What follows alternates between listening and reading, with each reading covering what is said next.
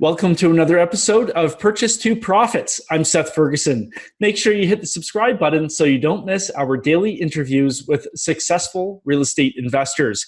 Our guest today has been investing in real estate since 2002 and holds almost 1,600 multifamily units in his active and passive portfolio, focusing on B and C class properties in high growth markets. Gary Lipsky is the founder of Break of Day Capital. Gary, welcome to Purchase to Profits. It's great to have you on the show. Thanks for having me, Seth. Yeah, really looking forward to this. So let's kick things off and talk about your real estate goals right now. Where are you looking to go in real estate? Well, I'm working on my second deal in the last few months. So I'd like to be doing 3 deals a year, 100 units or more, because I only have X amount of time. And so knowing that, it's the same amount of work as a 40 unit, as a 100 unit, 150. So we were actually looking at a portfolio deal on on the same street. It was 3 properties that totaled 100 units. So that was fine for us. We saw opportunity there. So it doesn't have to be one building at 100 units, as long as it kind of totaled it and we're working with the same team.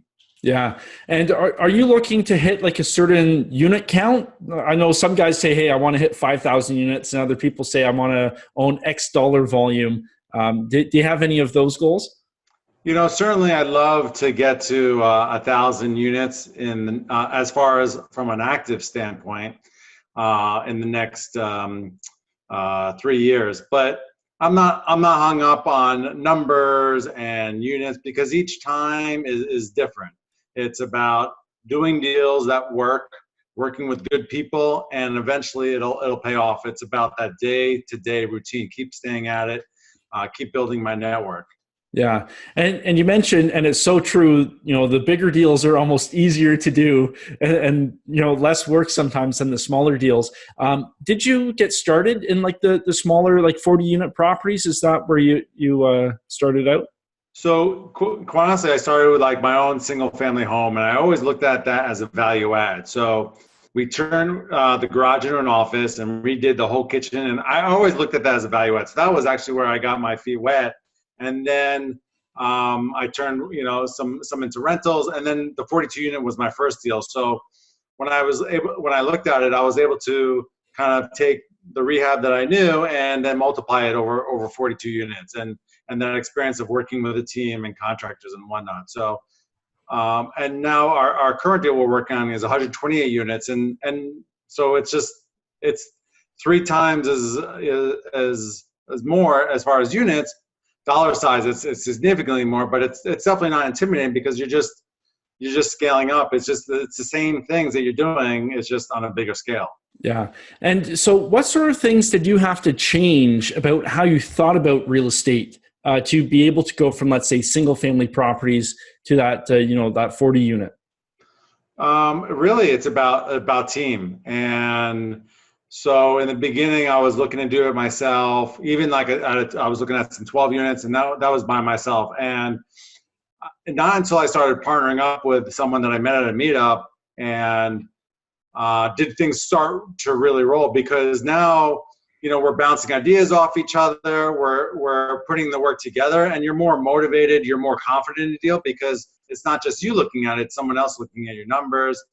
We're able to kind of pool our resources. He's better at some things than me, and I'm better at some things than him. And so that's when it really started taking off. And you can do that in when you're looking at bigger units. Yeah, I find that's one of the things a lot of people, when they first get into real estate investing, is they try and do everything on their own because it's almost like their baby.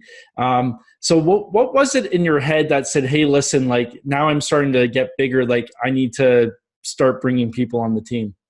Well, I've been a scale guy my whole life. I've been an entrepreneur. So I was able to take those experiences knowing that, time and money is limited. So how do I scale up, and how do I utilize other resources? So that was really like my mindset when I saw that it was actually easier to get a loan, and it's not based on your W-2. When you get into 5+ units, you're basing it on the income. So as a business person, that was like really an eye opener for me, and able to use that leverage, which was great.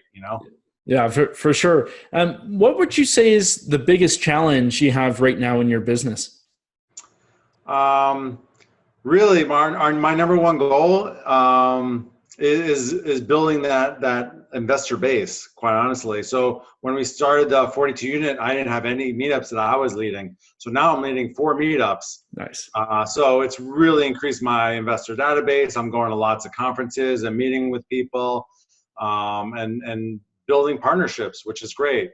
Yeah. Well, especially so right now, like it sounds like you're doing a really good job laying that foundation. That's going to propel your company forward. What sort of tips would you give to somebody? Maybe let's say that they've got the single family homes and now they want to get into the bigger properties. How would you suggest they go about doing the right things to set them up for success?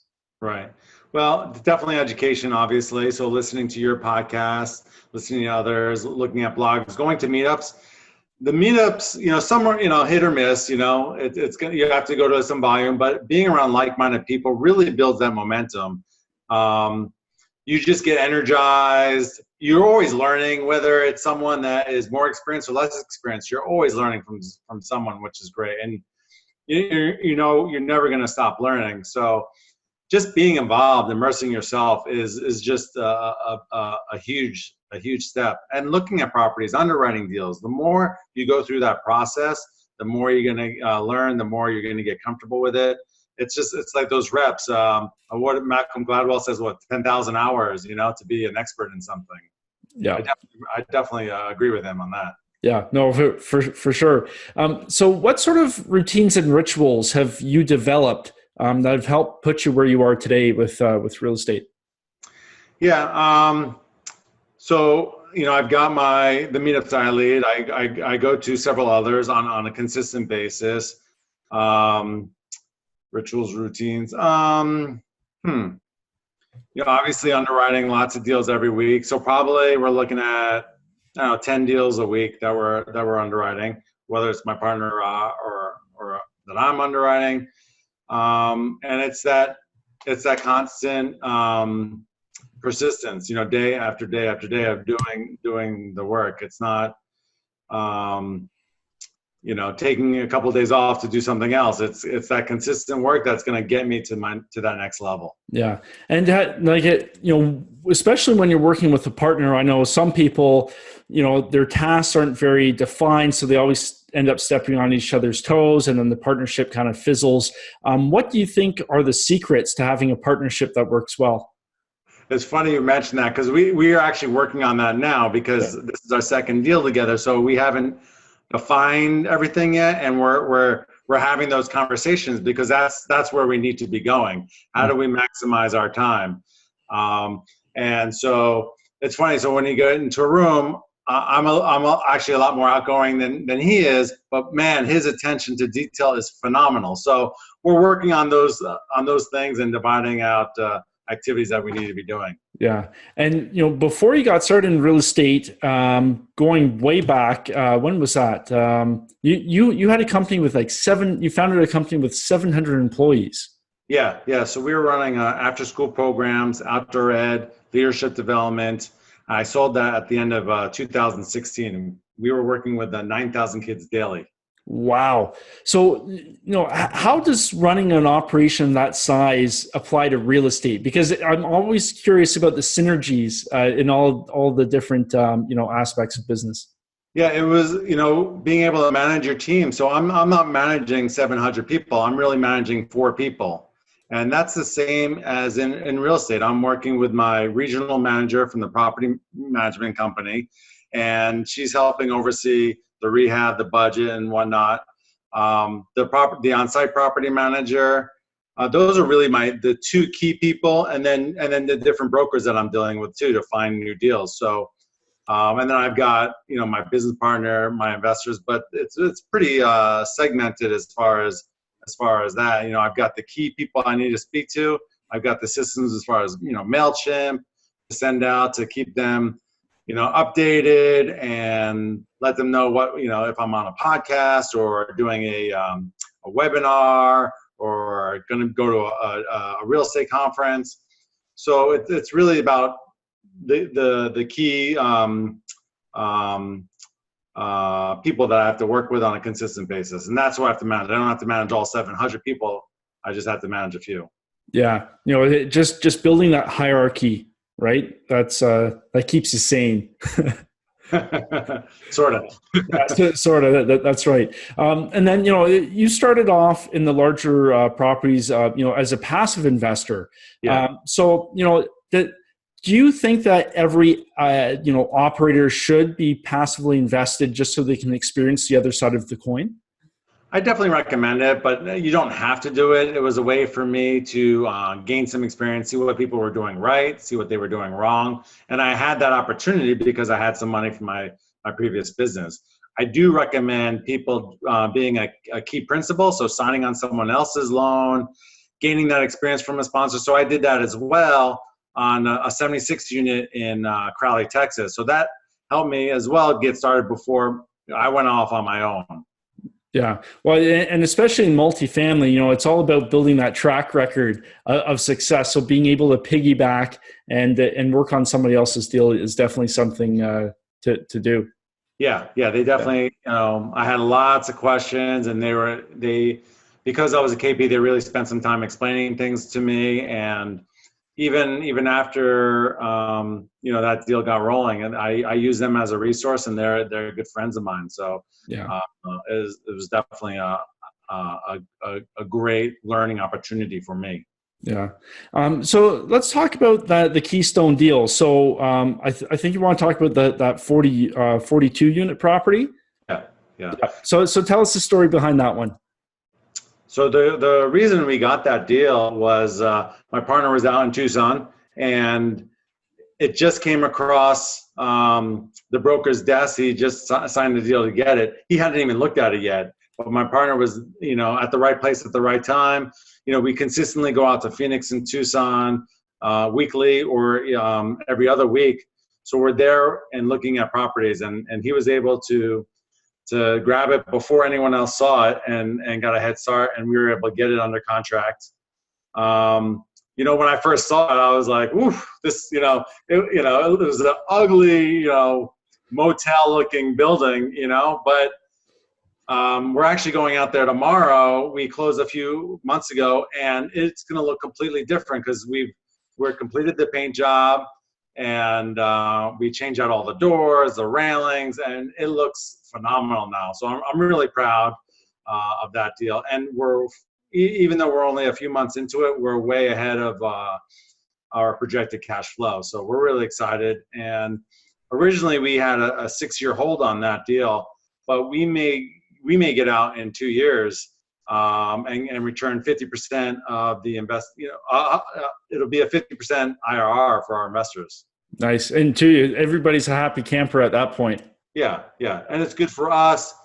It's good to return their money so that they can get into another deal, and also it'll be good for us as a sponsor to have something go full cycle. Oh, absolutely. And you mentioned that when you first saw the property, you're like, "Ooh, it's kind of ugly." What was it about the property that kept you moving ahead with it? Was it location, or was it just like it was so ugly? There was a lot of upside there. Yeah, you got to take the emotion out of it. You're not living there. Do the numbers work? And the numbers worked well. It's in a great location, Midtown Tucson, and it was about educating myself, getting to know Tucson better. My partner knew Tucson better than me, and him showing me around, and we kept underwriting, and that's typically how we do it. We go back, keep going back and forth and trying to poke holes into it.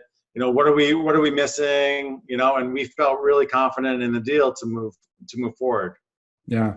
And, this was your first time taking down a deal, on the active side. What sort of surprises came up that you weren't expecting? Well, originally, the loan, quite honestly, we had something that was 5%, and we wanted to add another sponsor to the team, and they wouldn't let us. We actually, about a month out, we switched to a different lender, and we were able to get a significantly better rate. So from 5% to 4.2, and we were able to add one more partner, and he's actually a partner on our other deal as well. So that was a huge benefit. knowing that we were able to kind of work that to our advantage. But, raising money also, if it's the first time you're doing it, that's definitely, even if people say they're going to invest and getting them to that finish line, it's a struggle. So you got to make sure if you're doing $1 million raise, you're not raising $1 million, you may be raising 1.5 to make sure you get to $1 million comfortably, Yeah. And so what sort of advice would you give to somebody going out and raising capital for the first time? You gotta stoke your investor base. Maybe if they're just learning about how to invest in real estate, that's an uphill battle. They've got to be primed and ready to go ahead of time. So we're actually doing webinars once a month on a consistent basis now for not only our investors, but also to kind of increase our investor pool. You've got to send out that newsletter on a consistent basis, keep people abreast of what you're doing, what you're learning, so that when you are ready to raise money, they're ready to go, and you've got to have that one-to-one conversation with the person too, so that they feel comfortable in the deal, and it's that relationship, it's all about relationships. Yeah. And so, you've got another deal coming up, a larger one. I know you can't say too much about it, but what sort of things attracted you to that deal, and how did you source it? So it's funny, they sent it to one of our partners on the 42 unit. He has a full-time job, so he wasn't able to look at it. He sent it to us on, I believe it was a Wednesday in the afternoon. My partner underwrote it, and it was going to market. He had gotten it off market because he had done another deal with a broker. So my partner said, he texted me, "Hey, don't have any information, but we're leaving for Phoenix tomorrow at 3 a.m. I'm like, all right, let's do it. So we got there just before 9 a.m. We were one of the first people to see the property, and we didn't want to get in a best and final. We've been down that road before and lost, and it's tough. There's someone that's going to always be more aggressive. So we made an aggressive offer to get it before it kind of went to market and able to lock it down. What we liked about it is a really nice value add opportunity. There's 120 units, so we're adding washer dryers in 90 of the units. We're upgrading 70 of the other units. Some with the washer dryers, but some with new flooring. Some need new cabinet fronts. Some need full cabinets. Each unit is a little bit different on the upgrade, but we have an overall plan and look forward to kind of putting into action, quite honestly. Yeah. So, everybody dreads getting into that competitive situation. What sort of words or what sort of phrases do you use with the broker to show that, you're serious and to put you guys out in front? Well, if you're just meeting that broker, it's not gonna get you far. It's that having spent time with that broker over a period of time, or maybe you've put an offer and you've lost, but now you've kind of gone through the trenches with that broker. So it's over time, and certainly you've got to express your team, that you're doing business with, and it's not just you, because they want to see that, hey, there's God forbid if anything happens to you, that there's more than one person. You got to show them, how are the funds ready to go? Are you raising capital? You've got to kind of tell them everything that you're doing, so that there's, he's working for you too, even though he's working for the seller. You've got to get him on board as well. Yeah. Well, at the end of the day, the broker and the seller want the deal to close, right? Nobody wants to get stood up. Yeah. And then, quite honestly, I mean, we had this contract, kind of done about 5 weeks ago, and they're still like, massaging some things back and forth for a while. So it doesn't, it's not, once you get a deal on the contract, it doesn't mean it's full steam ahead. I wish it was. We're still working out some little nuances to the deal. Yeah. But the riches are in the niches. That's always a good saying. So you got to make sure all that's squared away. Yeah. So how has getting into real estate changed your life? I know you had success with your previous business, but how has real estate really impacted you and your lifestyle? Well, I like that I can be anywhere and working on this business. Certainly, I don't want to be working 24/7 wherever I am. But if I was in Dallas at a conference this past weekend, and I'm able to get on the phone and work on some of the deals that I'm working on, wherever I am. I like that the freedom aspect. I also like using my left side and right side of my brain, the creativity and the business side, which is nice. Yeah, for sure. And let's say looking ahead 10 years from now, where do you see yourself and your company in 10 years? Well, I definitely want to expand my team because right now it's me and my business partner and some other partners as well. But I'd love to have, an asset manager, maybe a social media person, and doing deals that make sense for my investors. It's not about how many deals, but having that the freedom to pick and choose which ones I want to do and with who.